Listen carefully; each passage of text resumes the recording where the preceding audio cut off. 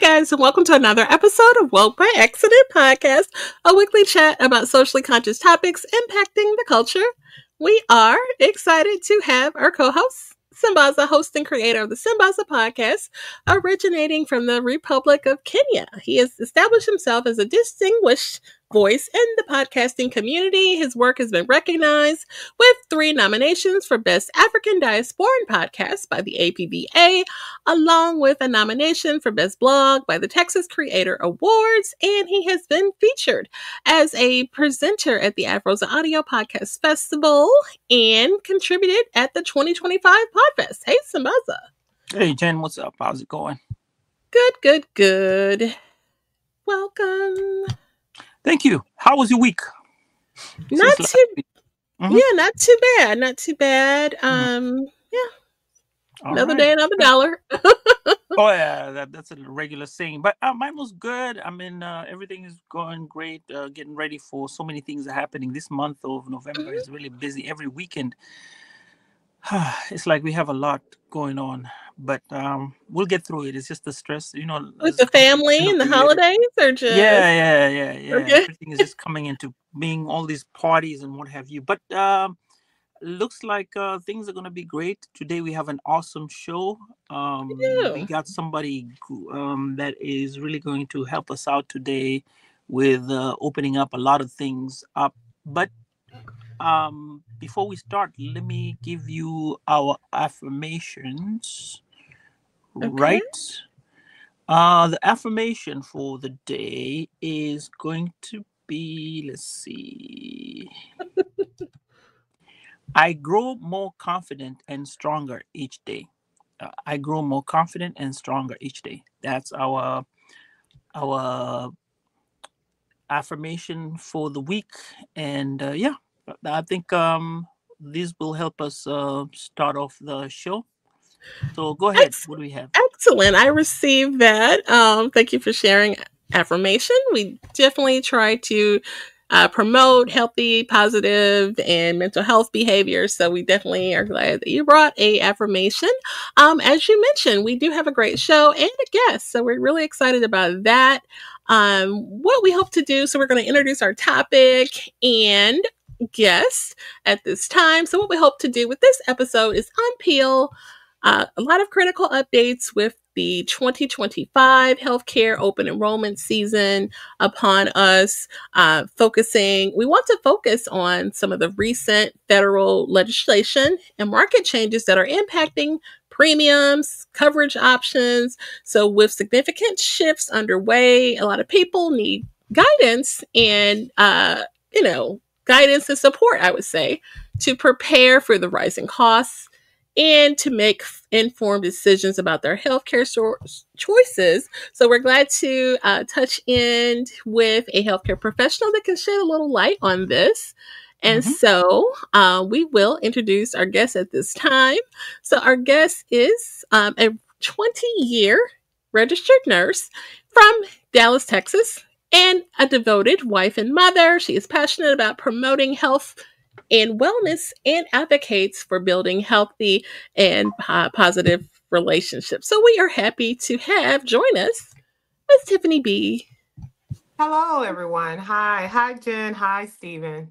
Hey, welcome back. Thank you for having me. This is a topic near and dear to my heart. Okay. You forgot. She's also an upcoming business owner. Okay. You'll have to share more about that. We're excited to hear about your entrepreneur efforts, and kudos on that. Well, thank you. It actually is very much what I'm going to speak about today. Healthcare and why you need it, and why is it best to have preventative health opposed to tertiary care, which is a third-party care after the fact care, which most of us do after the fact. Oh, okay. Absolutely. Now, before we get into everything here, we usually travel around. This time I'm taking a break from my travels, but that doesn't mean that I don't have an African proverb. I have an African proverb, and the proverb of the day says, examine what is said, not who is speaking. That's our African proverb of the day. Can you say what you think about that proverb? or how would you decimate that proverb? Pretty much listen to the topic at hand. Understand what is being said instead of focusing on the person who's delivering what's being said. Is how I Okay. take that. Right, the So, message, right? Yeah, I like right, that. listen, be mindful of what is being said. That's a good African proverb for today. So if you can just turn off your camera and listen to the words that are being said, maybe, you can absorb it more without being distracted about what's going on the Mm, TV or on the screen. Mm-hmm. definitely. Mm-hmm. And what about Jen? How would No, you? I like that. I think the Mhm. message, whichever message that you're taking in, is more so important than the visual. So Hmm. I agree with that and Yeah, receive that. same. Because there's no, like we said, it's all about what you think the proverb is and how you interpret it. And like I Hmm. said, for the most part, for me, I'd go the same way. I mean, most of the time, it could be an elder, it could be a young man, it could be somebody who's on the street, but may tell you something, and then you have a perception of what you think the person may come out as. However, what they Hmm. tell you is something that you may help you, or you may need to pay attention to. So doesn't matter where the source is, pay attention to the message. There you go. Okay. Absolutely. And with that, we start the show. Are you ready, Miss Tiffany? Yes, I am, Mr. Oh, Steven. all Oh, right. I'm sorry, they call you Sambaza, Mr. Sambaza. Who you calling? No. I know him by his government name. So People don't know who you're asking questions at. Um. And shout out to the other platforms that you set up for us. Oh yeah, we are on Instagram. Not Hmm. Instagram. We're on Club. We were supposed to be on Clubhouse, but we're on Facebook, TikTok, and YouTube. And that's that's where we're going to be broadcasting today. And we appreciate you coming in. Now, I want to ask you a question. This is regarding the federal legislation that has been impacting the premium costs lately and eligibility. What are the common mistakes people make during open enrollment, and how can they avoid them? the biggest mistake that most people make during open enrollment, whether it be with your employer health plan or the Affordable Care Act or Medicare or Medicaid, is the first thing they think about is the deductible. I don't want Hmm. a high deductible. That's the main concern, is I don't want a high deductible. But a high deductible for a very healthy person is it's okay. It depends on what your need is. You have to look at your needs and what's going to be best for you at that moment. Maybe it is a high deductible. A high deductible just means that's the max amount that you will have to pay before the insurance kicks in, usually at 100% or 80%. Right. You have to meet that deductible. And if you're pretty healthy, most of us will never meet our deductible unless a catastrophic event happens, and God forbid that happens, right? Hmm. So if you can get a lower premium with a higher deductible, but it gives you copays and it gives you doctor visits and you get a discount on your prescriptions, then that might be the plan for you. So don't always think about what the deductible is. Think Hmm. about what your current needs are. Okay. And then, Stephen, I wanted you to share a little bit more about the legislation of like, why are we here in this? Why is it that the premiums are going up and things like that? Just in case people, it's a lot to take in. So it's kind of helpful to understand the Oh, legislation piece and how we got here. definitely. So, 2025 is different. The reason because Mhm. is the healthcare insurers on ACA Affordable Care Act, or sometimes they call it Obama Mhm. whatever healthcare. Marketplaces are raising their premiums by an average of 26%, and some states have increased or have seen some increases for up to about 30%. Now, you may ask yourself why. But this is what we have found out, that these spikes are partially due to the rollback of enhanced premium tax credits, meaning that millions of people could pay much more unless the Congress renews its subsidies. That is a bone of contention, and that's the reason why we are in this current lockout situation. Now, the new federal budget reconciliation law, that's one big beautiful bill act signed by President Donald Trump on July 4th, 2025, includes over 1 trillion in cuts to health programs and is estimated to increase the uninsured population by 10 million, careful making careful decision making during the open enrollment becomes what people have to take into consideration, and that's how we all came Right. up to this. Me asking the question about what you need to look out for first, but that was Mhm. the reason why we are here today talking about how that one big beautiful bill act is going to affect us as the new season of open enrollment rolls in. Right. So can you imagine someone who doesn't even have insurance at all? Like that, I mean, can you speak to that? Like the impact Well, as with this change?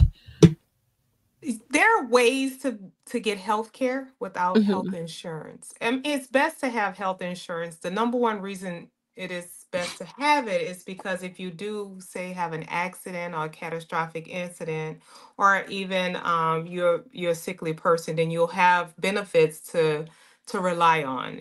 For example, if you go into the hospital, say emergency room, and you had an accident, you have a cap on how much you're going to pay when you have an insurance plan.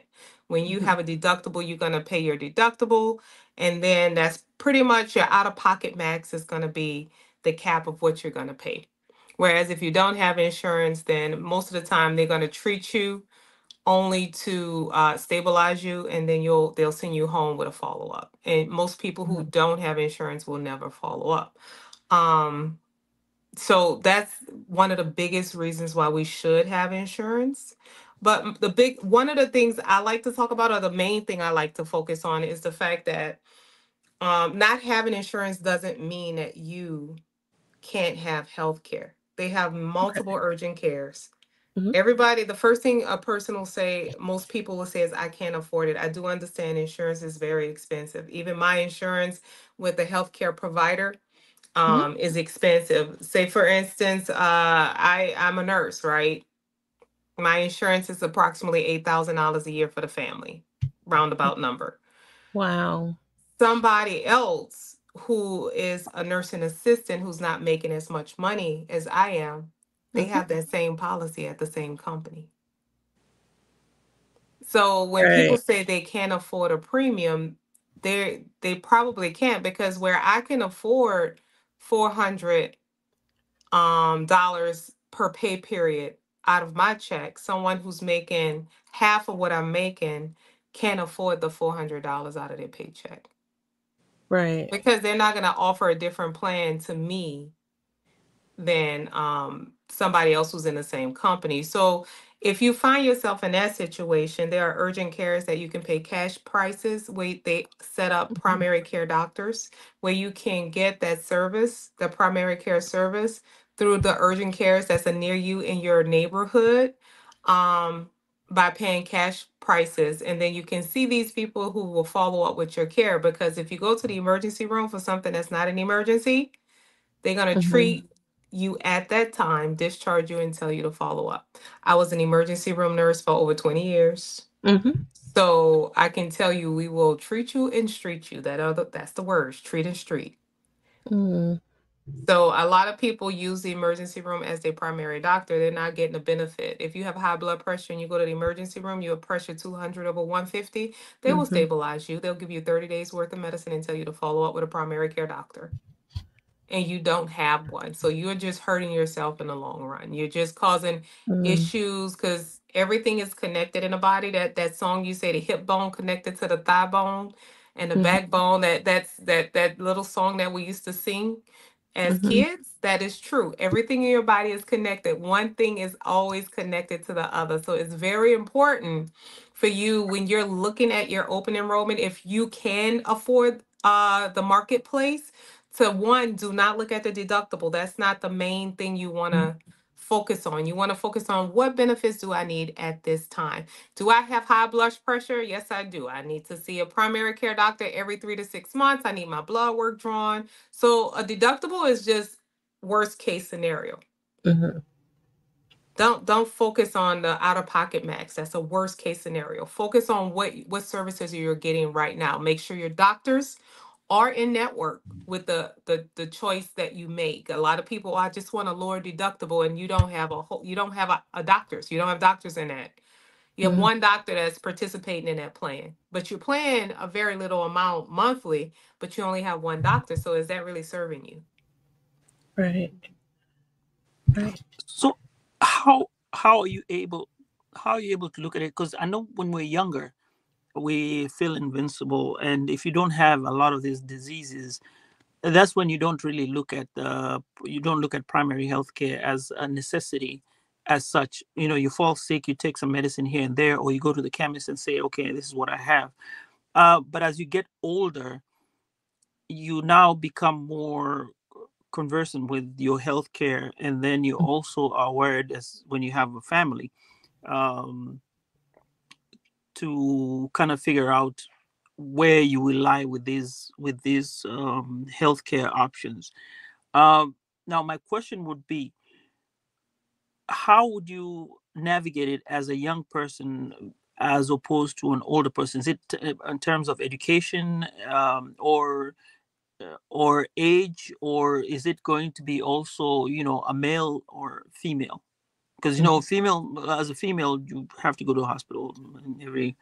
So, well, I've heard some people don't, but Mm-hmm. it's practically you have to go to a hospital each year. Same as to males. I'm not saying that we shouldn't go, but there's that discrepancy there a little bit, on where a male can duck sometimes, but for a lady, it's more important.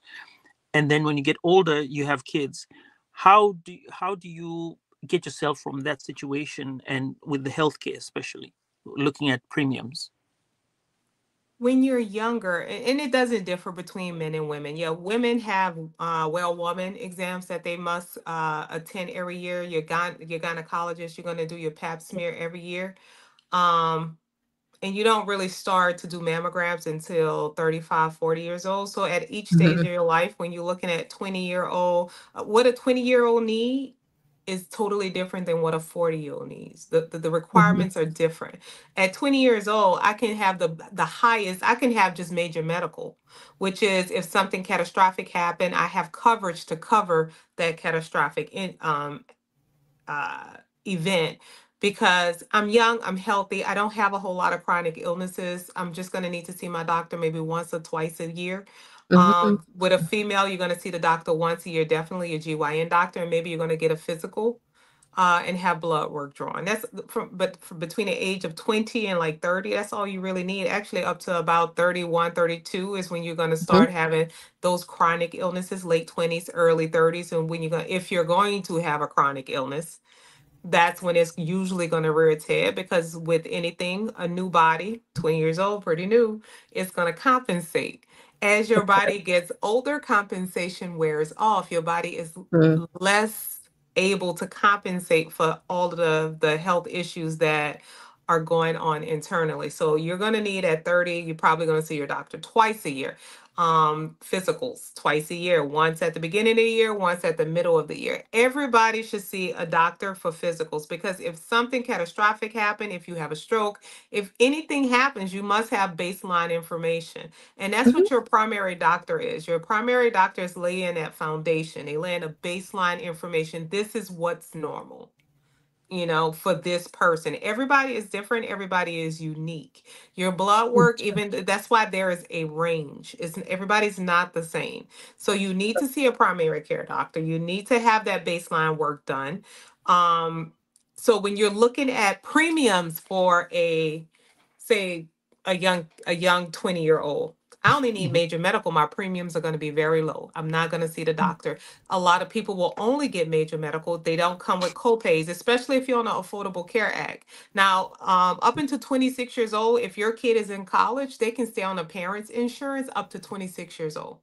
So you're good if they're in college until they graduate.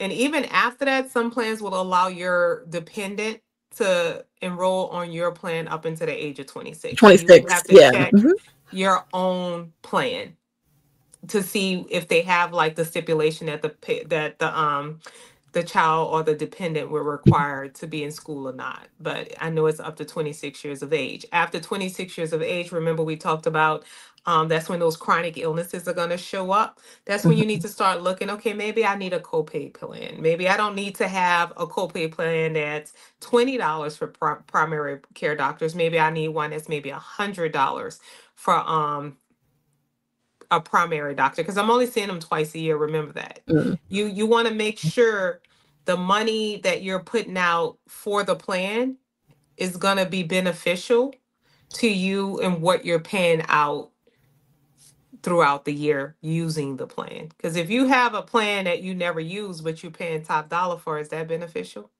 That's not spending your money wisely. Okay. So you have to think about, what do I need at this time? When you turn 40 and 50, you're going to see probably your gynecologist as a woman, you're going to see your primary doctor as a woman, and you're probably going to have some other issues that you're going to have a specialist for, because we end up with digestive issues. So now you got to see a specialist. And when you're looking at those copays, a primary doctor is just that. It's just a primary doctor. They handle everything. It's usually um some internal medicine doctor. But when you start looking at ENT, GI doctors, urologists, podiatrists, And different uh, allergists. endocrinologists, and then you're starting to look at the people with what is the biggest one, back pain, um, Mm-hmm. orthopedic. All of those are Mm-hmm. specialists. And there is a different rate for a specialist than there is for a primary care doctor. You also want to look at how much it's going to cost me to get lab work.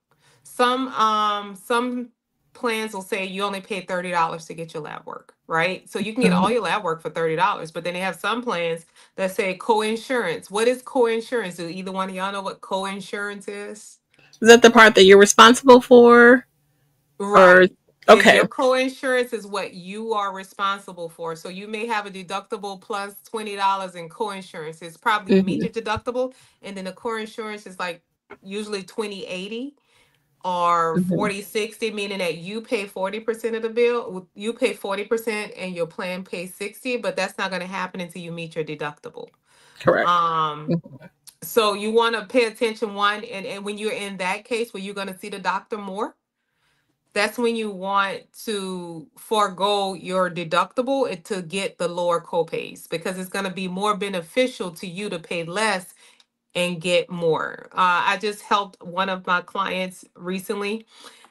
She had the option to select a plan, a wellness plan that would give her lower copays, but the plan was going to cost her $20 more a month than what her current plan she was on is costing. And she was like, but it's going to cost me more in a month. But on the current plan that she's on, she was paying $75 to see specialists, and she had a lot of specialists. Whereas on a new plan, she would pay $20 extra, but it would only be $50 to see Mm. the specialist. So each time she was seeing her specialist, she would save $25. And then, Ms. Tiffany, I want you to speak to flex. Is it flex spending? I know if like someone works for an employer and you're picking your options, they may have it, and you get reimbursed, and you can buy health related things like you can go toward your pair of glasses or Health savings account. yes. Okay, There's there we go. multiple different plans. There is a flex spending, and they all different. Each employer Mm-hmm. have different versions of what they call health savings account. Usually you will they'll give you money. Your employer, like if you do your wellness exam or your wellness check, they'll give you $250 or $500 to put in your health savings account. And then you will add in from your check how much you want to put in your health savings account. Some of these accounts are portable to the next year. A lot of them are not, which means that if you don't Yeah. use it, you lose it. But one of the best benefits for health savings account is that it's tax free. It's a Hmm. tax, and even with your deductible or your payment for your insurance through your employer, that Hmm. comes out pre-taxed. Okay. So you So, do see a benefit for doing it because I actually did it this year. I've had all my years of working. I never did it because I didn't totally understand it. And I didn't know that it was like to my benefit. And I was like, oh, I don't know. You're paying for it anyway. So what's the and I just the our healthcare contact person just made it seem like it's a benefit to you to do it. So I did it, but I did choose a lower thing. Like I think you could have had a $500 one, and they actually put ours on a card. So, hmm so you can contribute to your health savings account, hmm and it will be pre-tax. That's good for things like my kids had braces, hmm so I just calculated how much it was going to be. The payments were going to be throughout the year, and added it to the health savings account. So I pay for their braces tax free mm. So because that's I yeah. use the card to pay the orthodontist for the braces. So if you know you have things like if you have blood pressure medication or if you have any type of medication, you can use this health savings account for those medications. If you wear glasses and you know you're going to get a pair of glasses, you can Hmm. use that for the glasses. So again, all of that is tax-free money that you're using that's not going to come out of your after-tax income, if that makes sense. Okay. Yeah. So it is a Definitely. benefit to you. Hmm. It's a Hmm. big benefit to you. This, like my client who I just recently helped. After we calculated $20 times 12, um, which was what two? I don't math well, like 240. $240. I was gonna say that. Disclaimer: I'm not a mathematician, but $240 she's gonna pay extra, but she see the Hmm. doctor at least 10 times a year between all of her specialists, and that's just the specialists. Right. She saved $25 per visit. That's still 250. So she paying Hmm. 240 extra, but she already saved 250. Plus, there's no copay for labs. There's no copay for any diagnostic exams. There's no copay for her primary care physician. So even Hmm. though she's paying more up front, Hmm. because of the amount of time or the amount of time she's going to see the doctor, she definitely pays less overall. So that's what I'm saying. When you're looking at these plans, it's very difficult, and if you don't know it, it's very Hmm. confusing for you Right. to choose. It sounds like blah blah blah blah, kind of like Charlie Brown, the older Yeah. people in Charlie Brown, like blah blah blah blah blah. Yeah, right. So Right. um that's why, okay, and you asked me, Stephen mentioned my business, right? This is the business I Yes. do. This is the Okay. business I would do. I would help you understand your insurance, help you understand your plan and which Hmm. plans and which one is best for you at this time in your life. Okay. So you're not wasting money because it doesn't make that. I hate to see people who, yes, I have insurance, but I don't have doctors in my network. So Hmm. now I'm still paying because most of these plans they have, you're gonna have a higher fee for out of network services True. than True. in network services. So when you choosing a plan, make sure you don't go by deductible. Make sure you find out what needs you need at this moment, how often you're gonna see the doctor. So and then you want to make sure the doctors that you do need to see are within that network plan. Right. And if you have that flex account, you definitely because I think mine you do have to use it. It doesn't roll. So Mm-hmm. you definitely want Make to make sure sure you you're use utilizing. it. Yeah, and they usually give you time when January 1 hit. You Mm-hmm. still have a couple of months to use that card to send in claims to Mm. retrieve that money. So say you got billed for something and you paid it out of your pocket, you still can send that claim in, submit it, and get reimbursed for it. And honestly, to tell you the truth, I don't be reimbursed. Don't get reimbursed because remember, you're spending after tax dollars when you spend your money. Right. But if you use the card up front, that's pre-tax dollars. Okay. So you're Which, saving. yeah. Right. So, okay. So really, I don't have that much time to be January in a minute, so. Wait, you got this last January? No, I just, for the change, which just went into effect at the end of October, or is Well, it going no, to take open me? enrollment is for 2026. So you do open Okay. enrollment in Okay. October, So this, but yeah. your benefits are not going to start until Oh, until, 2026. So okay. whatever So this, benefits you have this year are currently in place. okay. Okay. Okay. I get it. Yeah. So Okay. I have a question. I want to go back to when you talked about people going to get health care. Mhm. And my question is, if you keep switching, like now you don't have insurance and you keep switching doctors, or you go to the emergency room, or you use these doctors that you pay cash, what happens to your records? Are you able to keep up with the records, or who maintains all these records? Because now, let's say I was young, I was a laborer, and I was doing all that. So this is what I was doing, paying cash and to go to these other options. Now I have gotten a job where it's steady and I have enough money to pay for a plan, and I am going to this primary care doctor. How do I retrieve all those records to be You able tell your to? doctor where you went. You go to the Mhm. current, the new primary doctor. You let them know Mm-hmm. I've seen this doctor, and this doctor, and then you fill out a medical release form.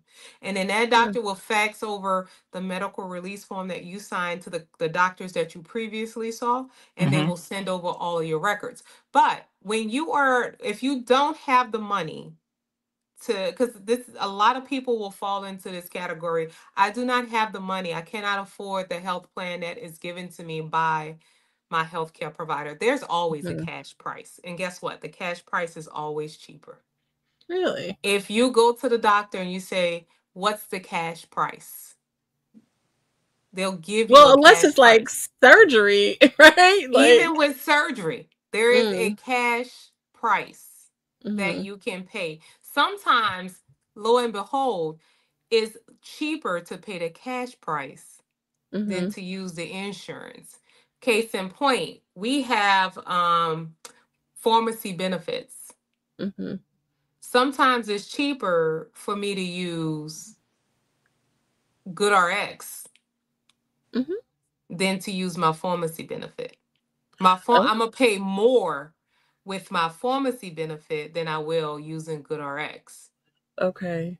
So you have to ask what if you have a major medical plan or you have a plan with a high deductible and you need a preventative surgery, right? Mm-hmm. You can have them quote you what it would cost using your insurance and then ask them what's the cash price. And I guess, like you said, it depends on what it is. We talked about, A1C not too long ago, and, a popular medication is Ozempic. I know when I was first getting it, it was, oh, it's in high demand, and, out of pocket is like over $1,000. And I know some people that's paying the grand for it, but with insurance, it's $40, or $60, depending on what you got going on. So that's a big difference to pay 1,000. I mean, it depends on the medication, but Hmm.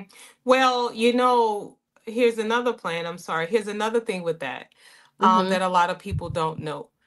Even though your insurance plan for Ozempic is $60 or Zepbound or Manjaro, whatever you're taking, mm-hmm, the actual company who makes it have stipends for $25 a month. All you have to do is go on, fill out a form, and they send you a card. You provide that card to that number and a BIN mm-hmm. number to your pharmacy, and every time they ship it, it would only be $25 and not 60. Oh wow. Okay. And my doctor mentioned that there's some kind of card that you can Yeah. get. And when All I you went, have to do is go to their website, fill out the information, mm-hmm, and they will give you the numbers that you would need, and then you just call your insurance, your pharmacy, and your pharmacy plan, provide them with that information, okay. and it'll be $25 every month. Oh wow. It's Okay. good for a year. Wow, that's significant. And then some people who are out, paying over $1,000 They will for. pay over $1,000 because they don't know, and that's why they would need my Mm. services. So, okay. Are, Now, I have a question regarding healthcare. mhm, Um, you don't have healthcare, say for example, and you have a major issue and you have to go to the hospital. Will you get treated or not? You And what will are the be repercussions? stabilized. mhm, You will be stabilized because so there's one act that I don't do politics because politics depress me, so I don't do politics. But I will say this about politics: there's a law, EMTALA. mhm, EMTALA is a law that was put in place by Ronald Reagan, and the EMTALA law means that if I go to a hospital, you cannot let me die. If I'm in a hospital and I'm in an acute situation, uh-uh, I'm sorry, regardless of um whether or not I have insurance, you have to mhm, treat me. So what will happen? I say let's for example, you go to the hospital with chest pain, right? They do a ultrasound or whatever they do. They do cath lab or scan, and they find out you have clogged arteries. But the arteries are enough to have blood flowing. mhm. But you do need an intervention, but not right now. You can wait to see a cardiologist. They Right. will treat you, stabilize you, and discharge you and say follow up with a cardiologist. So if they don't have to do the surgery, especially if you have something like if you go to the hospital and they find out that you have um a mass Mhm, on your kidney or something, right? They will tell you you have a mass on your kidney. They will stabilize you to so your vital signs are stable and tell you to follow up with a urologist. mhm, Even if they find that it's cancer, if they do it and it looks suspicious for cancer, they're going to tell you follow up with your urologist. You need a biopsy, and if you have no health insurance, no doctor is going to take you. You'll have to mhm. go to your local indigent care. For us, that's Parkland. I'm not sure what hospital that would be in your city, Jen, Okay. but you would have to go to the indigent care, a place that gives free services, and then you Mhm, would have to try to sign up in their clinic. It could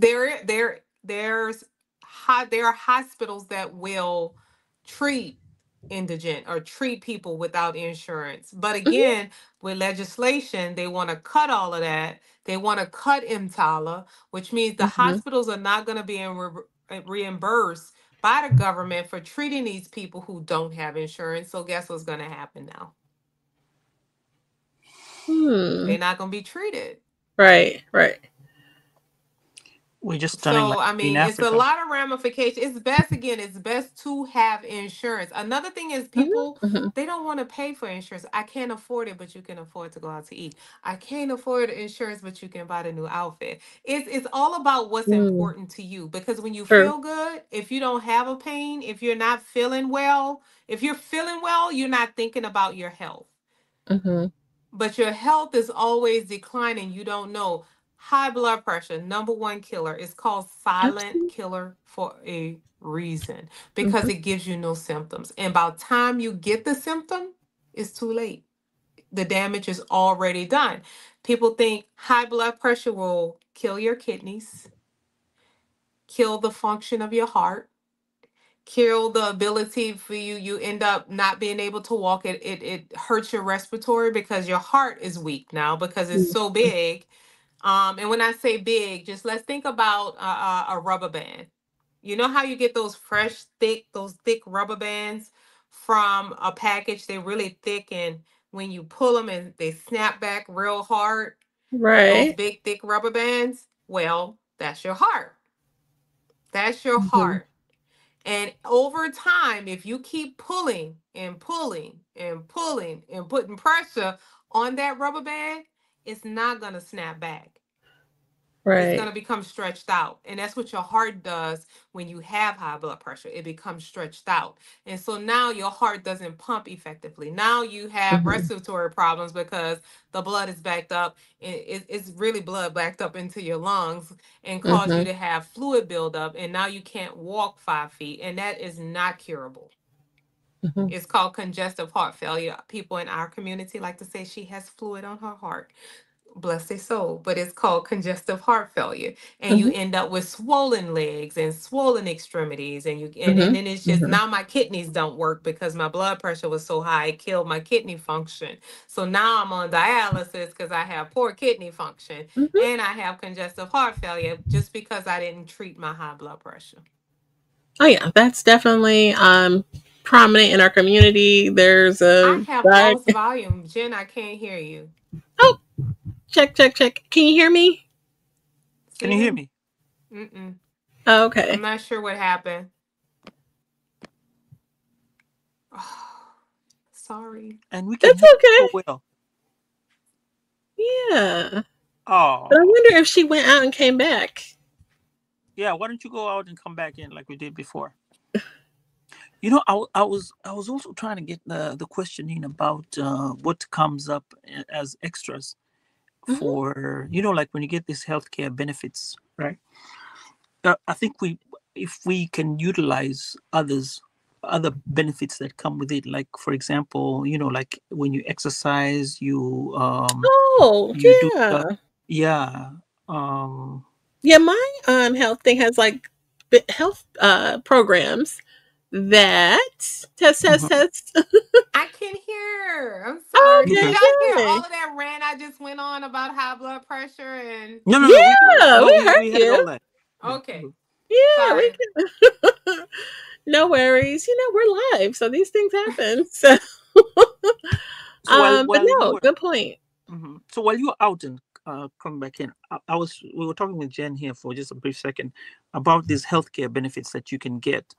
I don't know if they provide the same with Medicaid or the ones that we have in the office. They would have these programs whereby it will tell you lose a certain amount of weight or walk a certain amount of distance or run a amount of mileage. And you would get this, maybe, I don't know, is tertiary a good word? Like extra care, which in turn or overall helps you benefit with your overall care in the long run because your office doesn't want you to be sick. I think, Jen, when we did our other show, we were talking about it like, I think, Tiffany, you were there.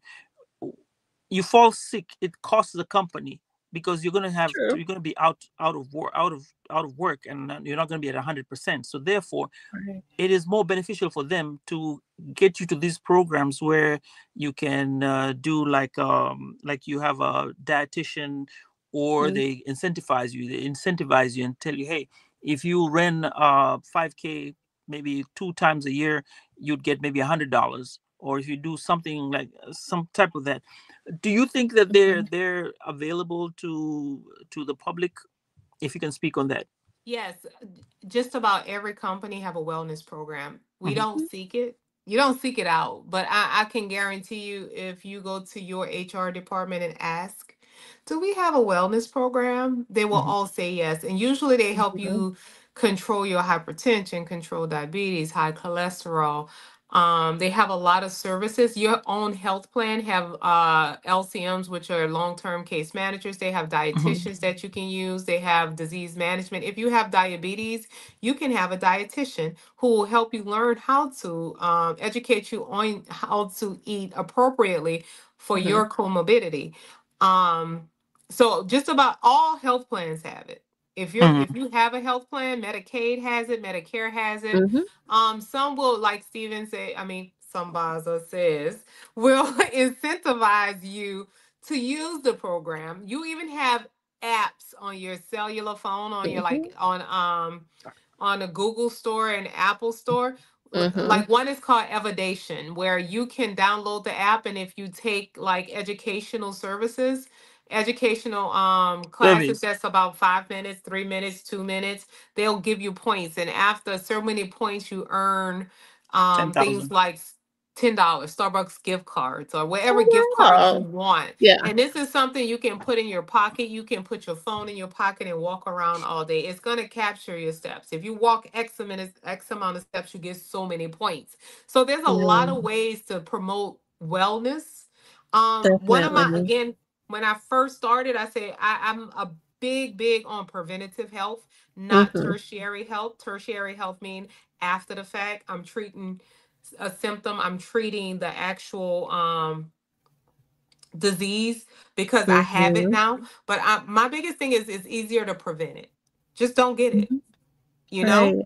try to do the walking. I mean, you may not be able to walk an hour, but walk 10 minutes, walk 5 Mhm. minutes. It doesn't matter. Anything helps to help you prevent any type of illness. One of the biggest things that we do is sitting is the new smoking. If you have you ever heard that? No. Sitting is the new smoking. A lot of people don't Mm. smoke anymore. If you Mhm. notice, there's not a lot of people smoking. People vape, which is worse than smoking. Oh So, gosh. but sitting is the worst thing. Most of us have sitting jobs right now, right? So everybody, oh, I Mhm. have back pain. Oh, I have lower back pain. You know why? Because you sit too much. You're not Mhm. stretching. Your hips Mhm. are very tight. And when your hips, I keep your hip bone is connected to your backbone. Your hips are tight. Right. Your thighs hurt. You have hip pain. You have sciatica. You have lower back pain because all of that is because all of the muscles in that area are tight because all you do is sit all day. So that's why it's very important for you to get up and move. And the first thing people want to do is throw medication. That is a temporary fix. Mhm. It's all temporary. So you want to make sure you get up, you want to move, you want to stretch, you want to prevent that type of illness or that type of pain so you don't have to take medicine because medicine, there's always a side effect to a medicine. Mhm. All medicines have side effects, but Right. does the benefit outweigh the risk, right? Take Mhm. anti-inflammatories, you can kill your kidneys. Take Tylenol, you can kill your liver. So it Mhm. just depends. All medicine have side effects. It's best for you not to take the medicine. And the way to do that is to take care of your health, take care of your Right. mobility, take care of your stretching. Mhm. Try to watch your diet so you don't get diabetes or you end up with hypertension. Now sometimes that's hereditary and you can't avoid it, Mhm. but you can always control it. Yes, definitely good information. With the programs with your employer, they may be on your employer website, on the internal employees page. Check it there. You know, with mine, I definitely took advantage. One program sent me a scale, sent me glucose monitors, and a pelvic. Hmm. What's the thing? Like a pelvic and you contracted. They shipped me one of those. For The Kegels, pelvic pelvic floor, floor exercise, Kegels. but it's a device. So Interesting. interesting because Interesting. I was telling my husband like I got to do my private little You exercise. can get so much, and if you can't find it, because not everybody is computer literate. I can tell you to Mhm. go check the Right. website, and if you're older or you just not with the computer thing, pick up the Hmm. phone and call your HR department. They have the For sure. information for you. So For sure. if worst case scenario, just call HR. They will provide you with the wellness link. They will set you Mhm. up with a wellness provider with every issue that you're having. They have smoking cessation. They have weight loss. I mean, anything you can think of, Yeah. your employer will provide. Not only a employer, the Affordable Care Act. Not Yes. all services, all insurance that you have will provide a wellness packet. And Simbaza said it correctly. Yes, it is cheaper for your employer to keep you healthy than to have you off because when you're off from work, it puts stress on the other teammates For sure. and it causes burnout if you have to go Right. out for an extended period of time. Um, Now, my disclaimer for work: we all have to work, right? If I wish I could win the lottery and I can quit today. I told one of my coworkers, If I got a ticket that told me I was winning a lottery in the middle of a leadership meeting, I would turn my computer off and walk away just like that, because I'm a firm believer, if I don't have to work, I don't want to work. But because we do have to work, we tend to we sometimes put work as a forefront of Mhm. our lives, and it shouldn't be. Work should be a part of your life. It should not be your life. And work, Sure, and you sure. should not neglect your health because you have to go to work. If you have a doctor's appointment and your employer will not let you off to attend a doctor's appointment, then you need to second guess your employer,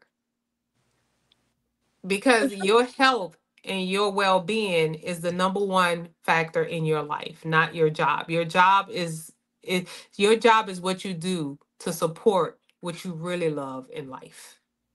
Absolutely. Amen. So that's one of your mental well-being, your work-life balance all plays a Mhm, mhm. factor Hmm. in your because it increases your stress level. It gives you cortisols. And then that cortisol just internally make your body work harder. So um anyways, I this is my passion. This is what I love to do. I can talk about I this Yes. see for that. hours.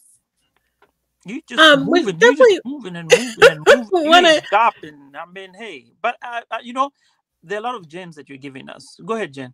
No, for sure. I definitely want to give Miss Tiffany an opportunity to share about her business venture um, as we round out our episode and share. Well, it's a business venture in Mhm. process. It's not fully visualized yet. It's not in the Okay. world yet.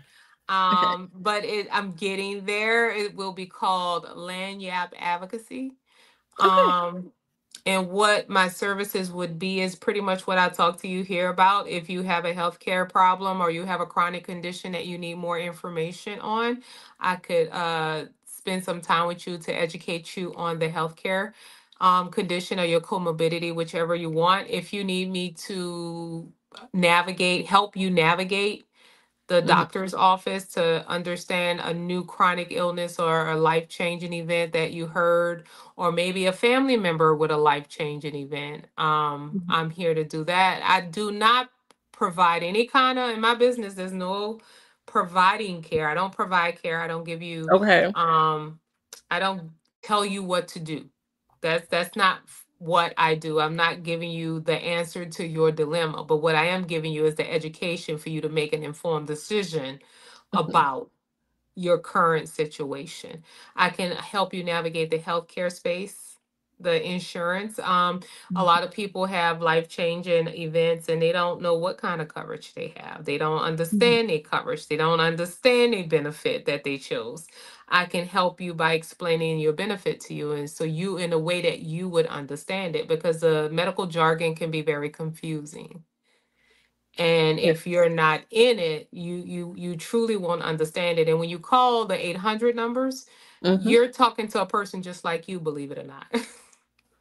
Like, they Right. understand, all they can do is read to you what's on the page. They can't always explain what it actually mean. I have the medical background to Mhm. explain to you what it mean. What does it mean that your PET scan is 20% in co-insurance? Or Mhm. how many physical therapy visits do you have before you're out of them? What is your calendar, your max? I can explain that to you. Um, Probably better than the person who you're gonna call on the 800 number. So it's a Right. variety. It's 100% education what I do, Mhm. but it's necessary education. A lot of people like to get the services, but they, again, it's what's important to you. What's For sure. important to you? So that's what I do. I can talk about it all day. I have a wealth of knowledge about all of it. No, So and yeah, I think this is awesome. I think back to when my mother was, dealing with her illness, and the siblings, were caring for her, and, it going through the insurance stuff was so like, we didn't know, but we knew she had insurance. Matter of fact, she had two different types of insurance. Like one was like a backup to the other because she was a federal employee. And so trying to call and see like what they would cover and what they wouldn't cover. And it's like you get a different answer depending on who you talk to. And it's just like, well, she's got insurance. And, you know, it was just really challenging. I mean, that was almost more stifling than dealing with, you know, the illness and what she was going through. It was trying to figure out, okay, how can we, because, you know, we had to do an appeal when she went into a rehab facility trying to get her stronger and stuff like that. And the whole appeal thing, like the way the claws come out, oh my God. You said a mouthful when you said appeal. Oh my God. It wasn't pretty, but I mean, we pushed for it and, you know, we got it. Oh, they honored it for 2 days. 2 days and put her right on out. That's a whole different, it's what you, okay, so for that, just to go over just a brief snippet of what you're talking about, that is very traumatic for a family member. One is you have a somebody who you love just experienced a life-changing event, and you want to be there to take care of that individual, but you're not thinking realistically of what that person gonna need. You want to take them home and take care of them, but I would be there to tell you, okay, this is what you're realistically looking at, right? And I'm pretty sure they didn't tell you what it truly was going to be like once you got that family member home. It's difficult. And then even if you go into a facility, you have to make progress. And there's different levels of facilities. Right? Yes, they grade you on if you didn't eat all your breakfast, if you weren't giving it your all in therapy. If you're not going to therapy in a rehab facility, if you can't participate for up to 5 to 6 hours a day, you don't belong. They're not going to approve you for that facility. Yeah. Then you're going to have to go to something called a SNF, a skilled nursing facility, where you can hopefully participate 2 to 4 hours a day. But usually, if they're not participating in a rehab, they're not going to participate in a SNF, and eventually it just becomes custodial because it's easier for the family, and no insurance is going to pay custodial care. So, like, but you didn't know that at the time, right? And you couldn't understand. And your mom, in your mind, mom needs this because she can't do these things. But in the insurance mind is she can't be here because she can't do these things. We can't continue to pay for her. This is custodial. So now you need to take her home. But now that you took her home, you need a bed. You need a 24-hour carrier. No one can work. She can't stay by herself. You know, but they didn't prepare you for that. Yeah. That's such and a lot of people are dealing with that caregiver situation. People move across the country, come back home. That's a whole it's a whole different ballgame, but you have a health care, you have a health plan. And one thing is to normalize that you can't do everything at home. You can't because you have to work, but you feel guilty about putting them in a nursing home, right? Because they took care of you, so you want to take care of them. But the only way you can take care of them is if you work to take care of them. So don't feel guilty about putting them there. Feel guilty about not going. Once you put them there, feel guilty about not going to take care. I know they're in a facility, but remind you that that facility is full of a lot of people as well. So you have to go. It's easier for you to go take care of a family member for a short period of time while they get better in a facility than to be at your house and now you can't work and she needs 24 or he needs 24-hour care. But those are the type of things that I would put to you and say, this is your options. These are the options. You can do this, but this is going to come with this benefit. You do this, this is going to come with these issues.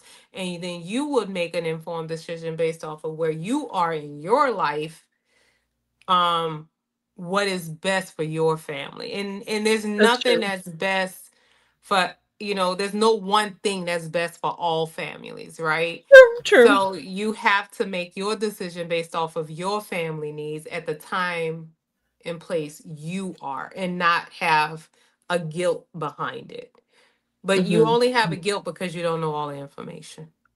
I know, yeah. And I was just to pivot on a whole nother tangent, but I was just saying that there's value in your service because we definitely could have used some guidance in navigating that. It's one trouble not to have insurance, but when you have, multiple insurance, but just trying to put it in place in the proper way to get the care that yourself or your loved one needs, even though it's right there on the card or it's right there in the paper, in the packet, no one's going to put it in place or make it happen if you don't execute it. So, a service like what you're mentioning, where, okay, look, you're covered for this, this is, you're eligible for this, okay, family member can take FML, just making it realistic, making it real for someone, definitely would have. In layman's terms, Mm-hmm, because mm-hmm.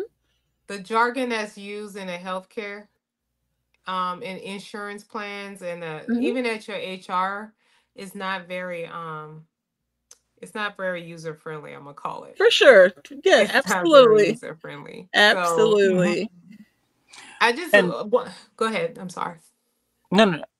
I was just going to tell you guys from TikTok. JT Auntie JT said this is a nice topic. She loves the topic, and also we have potential guest out of this. They're liking this. Everyone is liking it. They're saying this is a great show, and we love the information that you are giving us. All right, continue. No, I Absolutely. was Well, just gonna thank you. say before we leave, thank you. But before we leave, Yeah. make sure if you are a person who need the marketplace, Mm-hmm, open enrollment is through January. Make mm-hmm. sure you get on there. Look at the plans that they have to offer.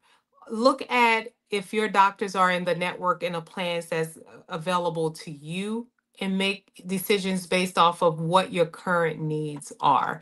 Don't worry about deductible, Right, right. because that's worst case scenario, and God forbid worst case scenario happens. And even when the worst case scenario happens, you usually still don't make your deductible, because once, especially if you have a family plan, because Mm-hmm. not only do you have to reach your individual deductible, but now you have to also contribute to the family deductible before you even Oh, reach wow. Okay. the best benefit that's Mm, offered, right? Right. So, wow. think about your current plan and what you need at this moment and how it's going to stack up against the premium that you will pay.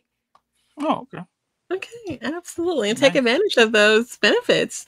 Sometimes there's even a discount to the gym club, in your Sometimes it's neighborhood. free. Yeah, Sometimes it's see? free.